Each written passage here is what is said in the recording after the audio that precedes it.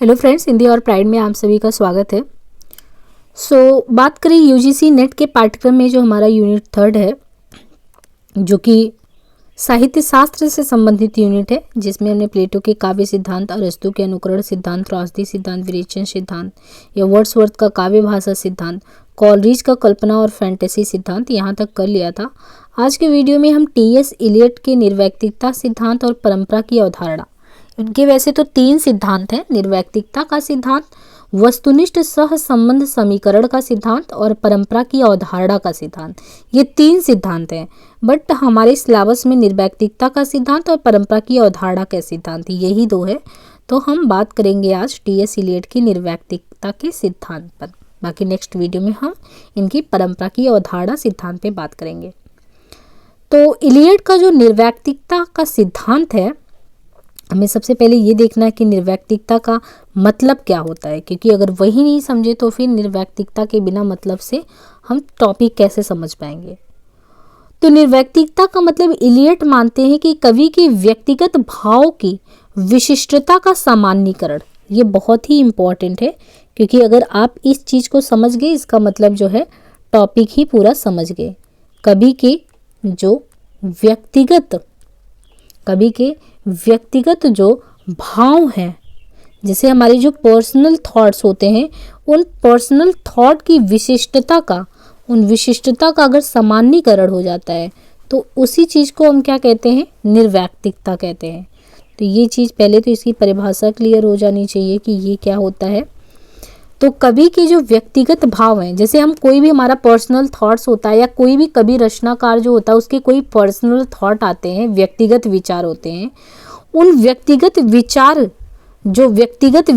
व्यक्तिगत भावनाएं उत्पन्न होती हैं, उन भावों की विशिष्टता का, यानी उनके मन में आया है। तो ये हमने जस्ट पहले ही पढ़ा था कि कल्पना जो होता है, प्राइमरी भी इमेजिनेशन होता है, सेकेंडरी इमेजिनेशन होता है। जो गौड़ कल्पना होता है वो कोई कवि या कलाकार उन्हीं के मन में आता है, जो कि ईश्वरीय प्रदत्त चीज़ें होती हैं। अगर आपके मन में ऐसा कोई व्यक्तिगत भाव उत्पन्न हुआ जो कि उसका सामाजिकरण होना चाहिए, सबको पता होना चाहिए, तो वही आपके व्यक्तिगत भाव की विशिष्ट जो चीज़ें हैं, उन विशिष्टता का सामान्यीकरण, यानी वो सभी के लिए आप प्रस्तुत कर रहे हो, तो वही चीज़ कहलाता है निर्वैयक्तिकता। निर्वैयक्तिकता बोले तो आपका पर्सनल नहीं है वो चीज़ें, वो सभी का हो गया। आपके पर्सनल थॉट्स जो थे, आपके पर्सनल जो हम कह सकते हैं भावनाएं थी, वो सभी के साथ मिलकर बन गई। एक कविकार तो यही तो करता है। तो ये चीज़ होता है इलियट के अनुसार निर्वैयक्तिकता का तात्पर्य। इनका पूरा नाम था थॉमस अर्स्टुंड इलियट करके। जन्म 1888, सेंट लुइस अमेरिका में। 1965 में लंदन में निधन हुआ। ये एक तरीके से दर्शन शास्त्री, निबंधकार, नाटककार, आलोचक, कवि भी रहे हैं। इन्हें आधुनिक आलोचना का मसीहा भी कहा जाता है। तो जैसे हम सभी लोगों के बारे में पढ़ते हैं कि प्लेटो ने किस तरीके से ईश्वरीय प्रदत्त अनुकरण के सिद्धांत की बात की, अरस्तु के बारे में बात किया तो उन्होंने सौंदर्य शास्त्र पे बात किया, या अनुकरण या कोई भी पुनरुत्थान क्या होता है उस पर बात किया। तो फिर हमने जस्ट वर्ड्सवर्थ को पढ़ा तो उन्होंने भाषा के संदर्भ में बातें की। तो फिर हम कॉलरिज को पढ़ते तो कॉलरिज ने कल्पना को लेके बात की। ऐसी समीक्षा जगत में बात करें तो आधुनिक काल के पाश्चात्य समीक्षकों में अगर देखें तो पाश्चात्य समीक्षकों में टी.एस. इलियट का स्थान महत्वपूर्ण है। 1888 से 1965 इनका टाइम रहा है। इनका जन्म सेंट लुई अमेरिका में हुआ, लेकिन शिक्षा पेरिस और लंदन में हुई थी। बाद में वे लंदन में ही बस गए थे और फिर 20वीं सदी के महान कवियों में भी इन्हें गिना जाता है।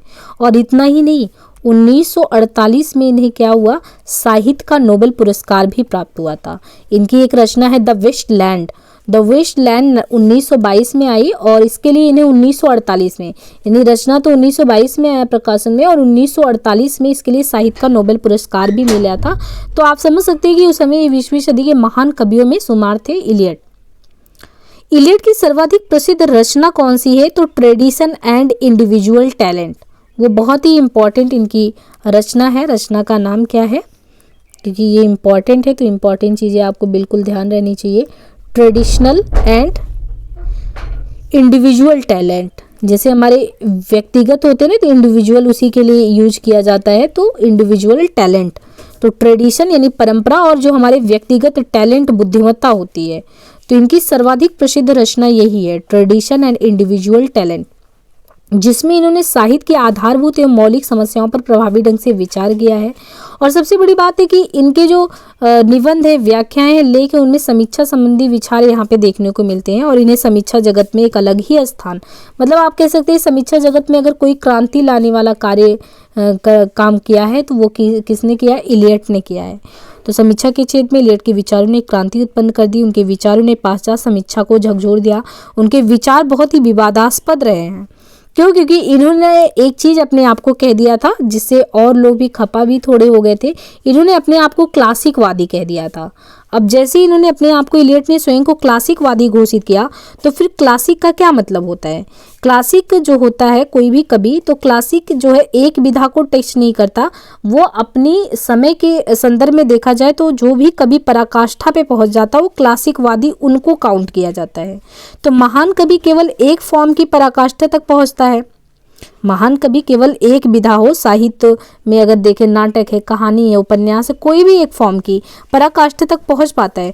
जबकि जो क्लासिक कवि होता है वो एक विधा को ही नहीं बल्कि अपने समय की भाषा को पराकाष्ठा तक पहुंचा देता है। तो महान कवि हम किसको कहते हैं? किसी एक विधा में निपुण हो गए। जैसे हम प्रेमचंद जी को ले तो उनको हम उपन्यास में याद करते हैं, कहानी में याद करते हैं, शुक्ल को निबंध में याद करते हैं, जयशंकर प्रसाद को नाटक में याद कर सकते हैं। लेकिन क्लासिक कवि एक विधा को ही नहीं बल्कि उस समय की जो भाषा है उसको ही पराकाष्ठा तक पहुंचा देता है। तो क्लासिक के लिए मतलब कि एक तरीके से हम कह सकते हैं ना कि बहुत ही आपके अंदर जो चीज़ें हैं संकीर्णता नहीं, बहुत ही आप उदार दृष्टि के होने चाहिए, बहुत आपको उस तरीके से व्यापकता आपके अंदर होना चाहिए। तो ये चीज़ें थी। तो इन्होंने अपने आप को क्लासिकवादी कहा था और ये कहा था महान कवि होने के लिए क्लासिक होना ज़रूरी नहीं है। तो समीक्षा जगत में एक तूफान लाने का काम किया था। इसलिए आप इनको देखिए, आधुनिक आलोचना का मसीहा किसको कहा जाता है? तो ये टी.एस. इलियट को कहा जाता है। दर्शन शास्त्र और निबंधकार, नाटककार, आलोचक सभी में रहे हैं। द वेस्टलैंड हमने बताया। इनकी कुछ रचनाएं बहुत इंपॉर्टेंट हैं जिनको हमें यहाँ देख लेना है। इनकी इंपॉर्टेंट रचनाओं में है द वेस्टलैंड 1922, तो बता ही दिया। इसी में इसको समाप्ति भी ओम शांति शांति मंत्र से समाप्त हुआ। संस्कृत के श्लोक भी थे 434 पंक्तियाँ। इनके अलावा द सेक्रेड वुड इंपॉर्टेंट रचना है इनकी। द सेक्रेड वुड इंपॉर्टेंट है 1920 में, तो इनका टाइम भी ध्यान रखना है कि द सेक्रेड वुड जो रचना है टी.एस. इलियट का ये 1920 में है।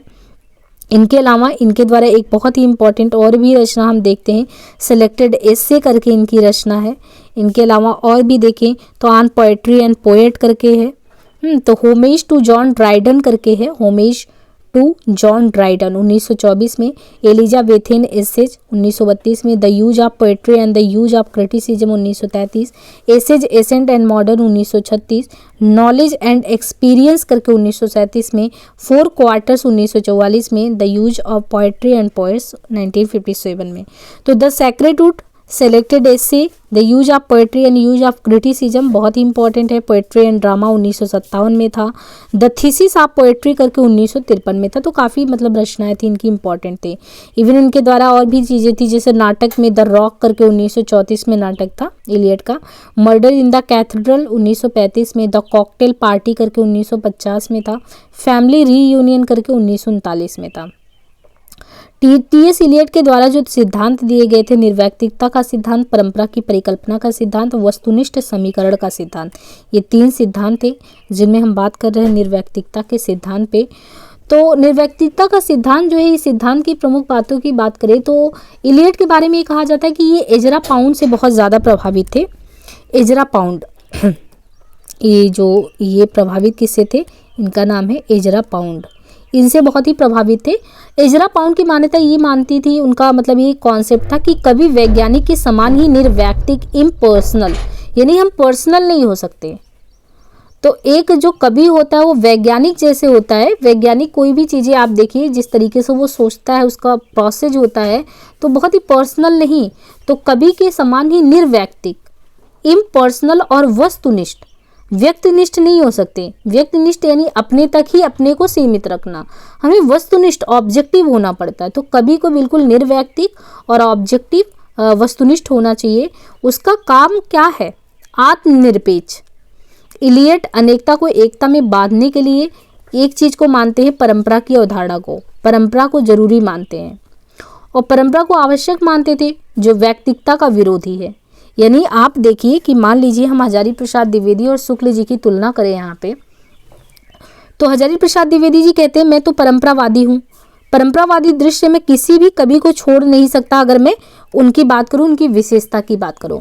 और शुक्ल जी जो थे वो वैज्ञानिक दृष्टि से संबंधित थे, तो वो परंपरावादी नहीं थे। तो वो कुछ लोगों को अपनी जो भी काव्य की परिपाटी को फुलफिल नहीं करता था, उसको वो अपनी समीक्षा जगत में केंद्र में जो है नहीं लाते थे। यहाँ पे भी जैसे आप इलियट जो एजरा पाउंड को फॉलो करते हैं, उनको मानते हैं, उनसे प्रभावित है, तो खुद एजरा पाउंड का ये कहना है कि अगर एक कवि बन गए आप तो आपको वस्तुनिष्ठ होना पड़ेगा, ये नहीं कि व्यक्तिनिष्ठ रहो। आपका काम आत्मनिरपेक्ष है, आपको एकता अनेकता को एकता में बांधना, लोगों को एक में बांधना, तो परंपरा को फॉलो करना पड़ेगा। और अगर आप परंपरा को आवश्यक मानते थे तो व्यक्तिगता का, जैसे कोई भी अगर व्यक्ति है वो परंपरा को आवश्यक मानता है तो व्यक्तिगता का वो विरोधी है, यानी आप जो है व्यक्तिक नहीं निर्वैक्तिक रहो, आपको निर्वैक्तिक रहना है। साहित्य के जीवंत विकास के लिए वो परंपरा को स्वीकारते हैं, जिसे आत्मनिष्ठ तत्व कंट्रोल होकर वस्तुनिष्ठ तत्व प्रमुख हो जाता है। तो हम आत्मनिष्ठ नहीं, आत्मनिष्ठ होंगे, अपने तक रह जाएंगे। हमको क्या करना है, जैसे एक कवि का काम क्या होता है, तो हम ये देखते हैं कि कवि का काम होता है कि अपने यानी स्वयं को, व्यक्ति को क्या करना, समष्टि से, हम व्यष्टि को समष्टि से जोड़ना है। तो वही चीज़ यहाँ पे कहा जा रहा है कि आपको समष्टि को जोड़ना है ना, तो आपको वस्तुनिष्ठ होना पड़ेगा। आप आत्मनिष्ठ नहीं हो सकते, आप व्यक्तिगत नहीं हो सकते, आपको निर्व्यक्तिगत होना पड़ेगा। ये इनका विचार था। तो इलियट के बारे में बात करें तो इस सिद्धांत का प्रतिपादन इलियट साहित्य में बढ़ती हुई अतिव्यक्तिकता, यानी लोग अपने को ज़्यादा ही पर्सनल यूज करने लगे थे, तो इन्होंने कहा नहीं, आप कभी हो तो आपको अतिव्यक्तिकवादिता से बचना पड़ेगा। तो अतिव्यक्तिकवादिता के विरोध में ही इनका ये कॉन्सेप्ट निर्व्यक्तिकता आया था, जिसकी परिभाषा है साहित्य व अन्य कलाएं किसी व्यक्ति विशेष की पूंजी नहीं है। देखिए साहित्य हो या कोई भी कला हो, वो किसी व्यक्ति विशेष की पूंजी नहीं होती है। उसमें जो भी आप भाव को व्यक्त करते हैं और विचार, वो सार्वजनिक होता है।